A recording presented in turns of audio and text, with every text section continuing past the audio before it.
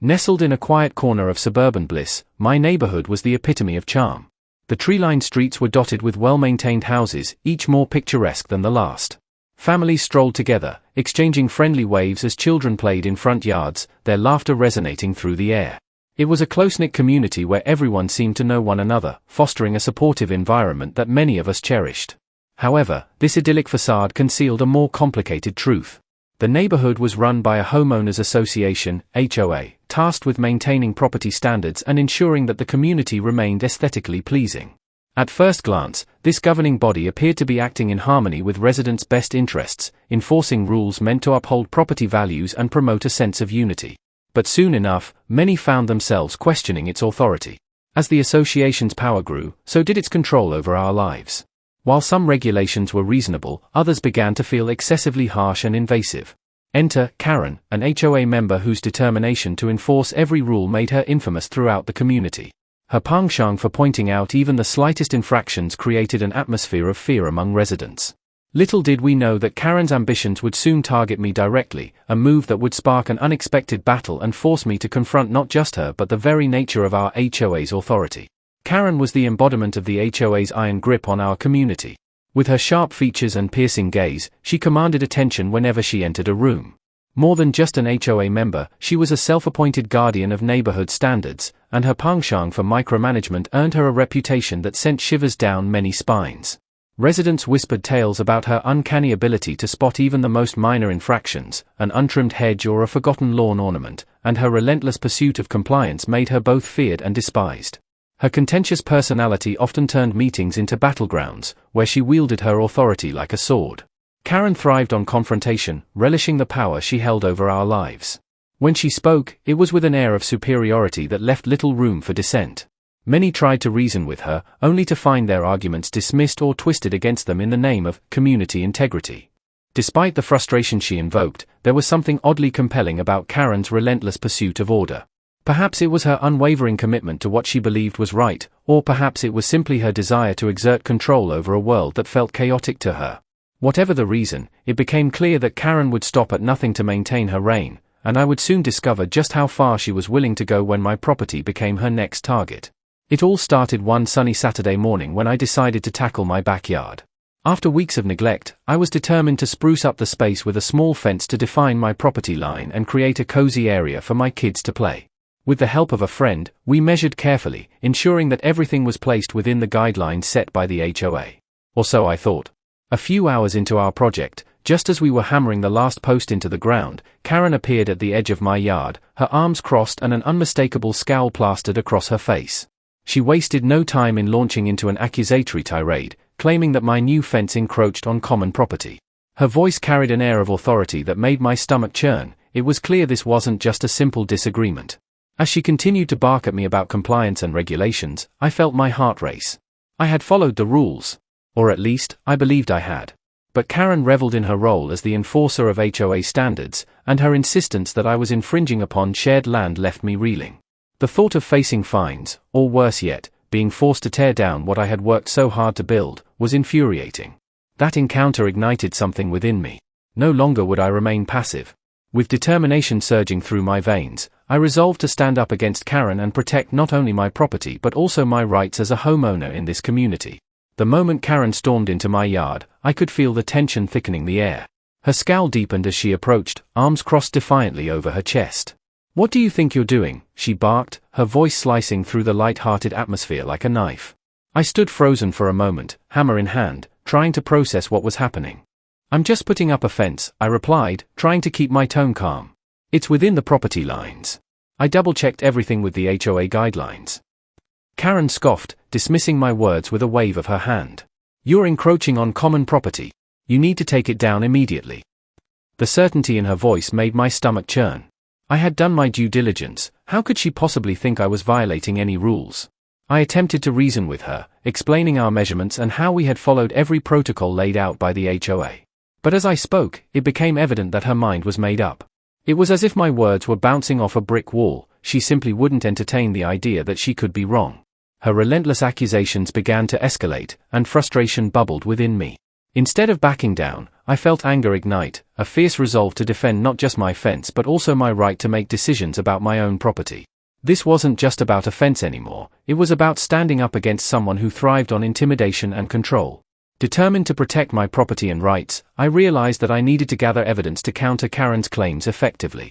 The very next day, armed with my smartphone, I began documenting everything related to the incident. I took photos of the newly installed fence, ensuring to capture how it adhered to the property lines while clearly showing the surrounding area. I also snapped pictures of the HOA guidelines displayed on their website, highlighting the sections that supported my case. In addition to photographs, I started keeping a detailed log of all interactions with Karen and other HOA members. Each conversation became a crucial piece of my defense, especially her insistence that I was violating common property. I recorded dates, times, and even quotes from our exchanges, making sure I wouldn't forget any details. Recognizing the importance of community support, I reached out to my neighbors, many of whom had faced similar issues with Karen. I organized a small gathering at my home where we shared our experiences over coffee and snacks. It became clear that we were all tired of her overreach. Their backing meant everything. We decided to band together and document our grievances as a collective force against her tactics. With each passing day, I felt a sense of empowerment grow within me. Armed with evidence and community solidarity, I was more than ready to confront Karen and challenge the authority of the HOA. I would not stand idly by while she tried to intimidate and control us any longer. With my evidence in hand, I realized that the battle I was about to engage in would be much stronger if I had allies by my side. So, I made it a priority to connect with other residents who had suffered under Karen's iron-fisted rule. I reached out to neighbors, both old and new, hoping to find common ground in our frustrations. I started by visiting a few homes nearby, introducing myself and sharing my experience with the HOA. To my surprise, many were eager to share their own stories of run-ins with Karen. There was Linda from across the street, who had been fined for her flower garden. Tom next door had faced complaints about his basketball hoop, which he thought was perfectly within the guidelines. Each tale added fuel to my fire. Encouraged by their openness, I invited everyone over for a community meeting at my house. As the evening approached, I prepared snacks and drinks, excited yet nervous about how they would respond to the idea of uniting against Karen. When they arrived, it felt like a small revolution brewing. We exchanged stories and grievances while laughing and nodding in agreement over shared frustrations. Together we agreed to collectively document our experiences with Karen and the HOA, planning to bring our concerns before the board as a united front. This sense of solidarity transformed what had felt like an isolating struggle into a collaborative effort, one where we could finally stand together against unjust intimidation and reclaim our neighborhood spirit. As the collective momentum built among my neighbors, I recognized that our united front needed a strong legal foundation to truly challenge Karen and the HOA. After discussing it at our last meeting, we agreed it was crucial to understand both our property rights and the regulations imposed by the HOA.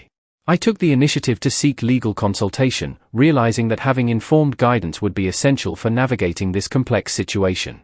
I scheduled an appointment with a local attorney who specialized in real estate law and HOA disputes.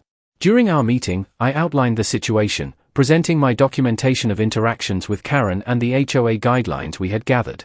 The attorney listened intently, and as she reviewed the materials, her insights began to illuminate areas where we had grounds for a robust argument. She explained key points about property rights, common areas, and how HOAs were supposed to operate within legal boundaries. Her emphasis on understanding our rights was eye-opening. I learned that we could challenge any decisions that seemed arbitrary or were not clearly justified by the governing documents.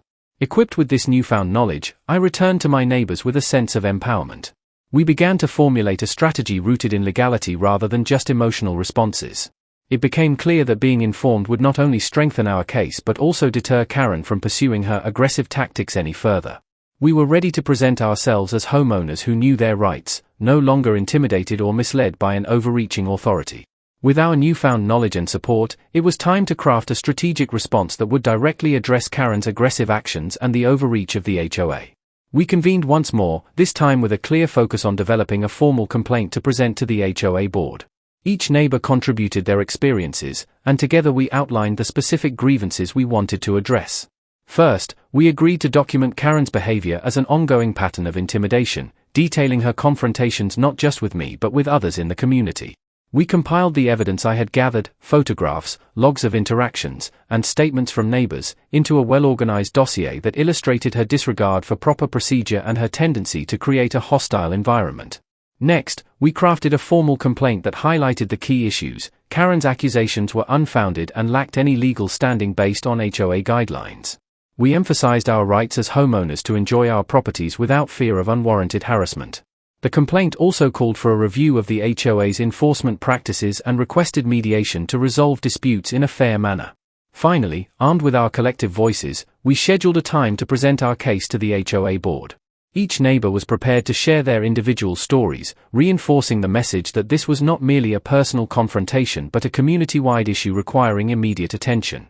We were determined to show Karen, and the board, that united we stood firm against unjust actions, ready to reclaim our neighborhood's integrity.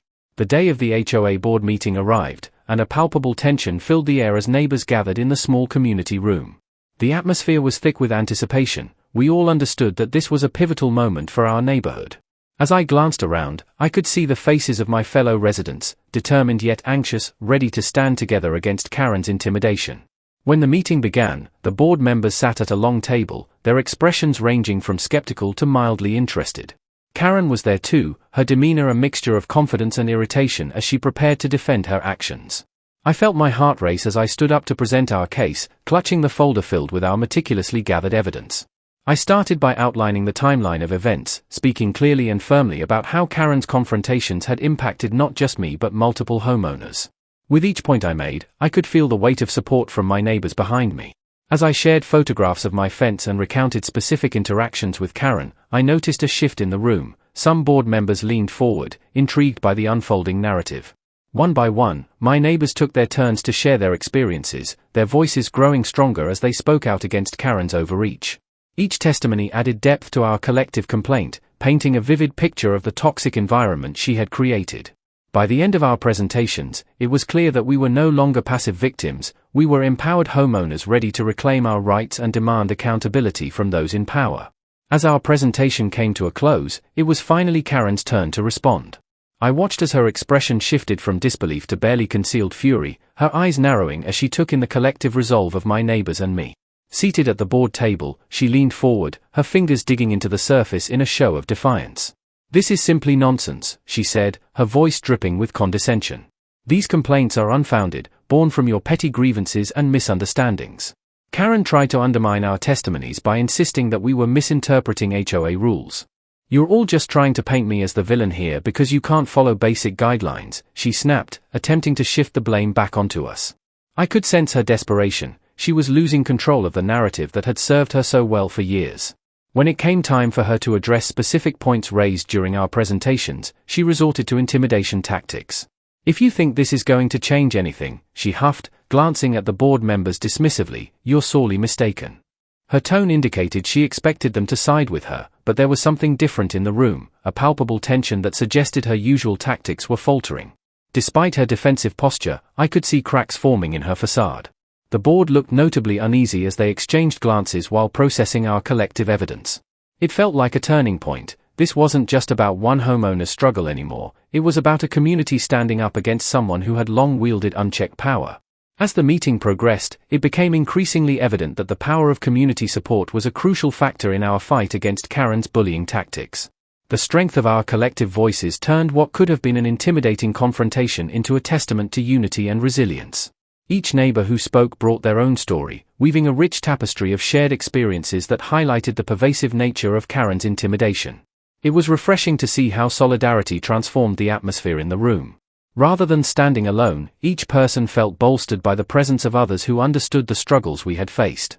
When one neighbor recounted their experience, others nodded in agreement or chimed in with similar tales, creating an undeniable momentum that pushed back against Karen's dismissive attitude. The board members, initially skeptical, began to react differently as they listened to our testimonies. They could no longer overlook the fact that this wasn't just about one conflict, it was about a community that had suffered under constant scrutiny and fear. The weight of our united front seemed to resonate with them, prompting a shift in their demeanor. Karen's attempts to intimidate us fell flat as each shared account built upon the last, illustrating not just individual grievances but revealing a systemic problem within the HOA. Our solidarity not only empowered us but also set a powerful precedent for how we would face future challenges together. With every testimony, it became clearer, we were no longer isolated victims, we were a unified force ready to reclaim our neighborhood and assert our rights as homeowners. As the meeting continued, we hit a pivotal moment when Linda, a soft-spoken neighbor who had previously avoided confrontation, stood up to share her story. The room fell silent as she recounted her experience with Karen's intimidation regarding her flower garden. Her voice trembled at first, but with each word, she grew more confident, emphasizing how Karen's unwarranted threats had stolen her joy in gardening and turned a hobby into a source of anxiety. "I just wanted to create beauty in our neighborhood," Linda said, her eyes glistening with emotion. "But I felt so afraid to express myself because of the fear of backlash." The weight of her words resonated deeply in the room, touching hearts and dispelling any lingering tension among us. Suddenly, Karen interrupted, sneering, "This is ridiculous. You brought this upon yourself by breaking the rules." But before she could finish, Paul from 2 doors down chimed in. "That's not true. We're here because we deserve to feel safe in our own yards without fear of being harassed." His passionate response was met with nods and murmurs of agreement from the audience, and I could see the atmosphere shift once again. In that moment, it felt as if a dam had broken. More neighbors began to rise and add their voices to the conversation. Each new speaker amplified the momentum we had built throughout the meeting. It became clearer than ever that this wasn't just about individual grievances, it was a collective call for respect and fairness, one that Karen could no longer dismiss. The board members leaned in attentively, realizing that this unified force could no longer be ignored. As the meeting drew to a close, the board members exchanged glances, clearly impacted by the testimonies they had heard. After a tense deliberation, the head of the board finally spoke up. "We recognize that there have been significant concerns regarding the actions of certain HOA members, specifically in how complaints have been managed." There was a murmur of surprise and relief among us. It felt as though we were finally being heard. The board announced that they would be conducting a thorough review of the HOA's enforcement practices and would implement new measures to ensure fair treatment for all homeowners. They also expressed their intent to hold a separate session where residents could submit feedback and complaints without fear of intimidation. "This is not just about one incident, it's about rebuilding trust within our community," said one board member, looking directly at Karen. I watched as Karen's face flushed with anger, but there was little she could say against this collective momentum. The board made it clear that her aggressive tactics were no longer acceptable. With each word from the board, I felt the tension lift, replaced by a sense of victory and validation. As we left the meeting, neighbors exchanged smiles and hugs, an overwhelming sense of camaraderie enveloped us. What started as an individual struggle had evolved into a resounding victory for our community. We had stood together against intimidation, reclaimed our rights, and set a precedent for how our neighborhood would move forward. The battle with Karen wasn't merely about property lines, it had sparked a transformative journey towards unity and empowerment that none of us would soon forget. Reflecting on this entire experience, I realized that the journey had imparted invaluable insights about resilience and the power of community solidarity. Initially, I felt isolated and intimidated by Karen's bullying tactics, but as I connected with my neighbors, I discovered the strength that comes from shared experiences. Each story shared during our meetings not only validated our individual struggles but also transformed them into a collective battle for fairness and respect. The most profound lesson was recognizing that standing up against injustice is often easier when you're not alone. The voices of my neighbors became a chorus that drowned out Karen's intimidation. Together, we created a safe space to express our fears and frustrations, which in turn fostered an environment of empowerment. It was incredible to witness how individuals, once hesitant to speak out, found their courage when they saw others joining the fight. Moreover, the resolution we achieved was more than just a victory over Karen, it marked a significant shift in our community's dynamics. We learned to advocate for ourselves, to question unfair practices, and to hold those in power accountable. This experience has inspired a newfound vigilance among us, an understanding that we must always work together to protect our rights as homeowners. As we move forward, I am committed to nurturing this sense of solidarity within our neighborhood. We have proven that resilience against bullying can lead to meaningful change, and together, there's no challenge we cannot face. Our journey has not only reclaimed our neighborhood, it has forged lasting bonds among us that will endure well into the future. In conclusion, this journey has reinforced the critical importance of standing up against bullies and asserting our rights, especially within our own communities. Each of us may face intimidating figures in our lives, be it in a HOA setting or elsewhere, but it is vital to remember that we do not have to tackle these challenges alone. This experience has taught me that courage grows exponentially when individuals come together for a common cause. I encourage anyone who finds themselves in similar situations to take action, speak out, document your experiences, and rally support from others who share your struggles. There is immense power in solidarity. When we join forces, we create an undeniable force that can challenge even the most domineering adversaries. By collectively advocating for fair treatment, we can reclaim our voices and ensure that standards of respect and decency are upheld. Together, we have the power to foster lasting change, not only for ourselves but for future generations who will navigate the complexities of neighborhood governance and community living. Remember, you are not just fighting for your own rights, you are paving the way for others who may feel marginalized and powerless. As I look around my neighborhood now, I see not just houses but a community strengthened by resilience and mutual respect, a testament to what happens when individuals unite against intimidation. Let this be a reminder: we can overcome adversity with collective action, turning fear into empowerment, and building a brighter, more equitable future for everyone.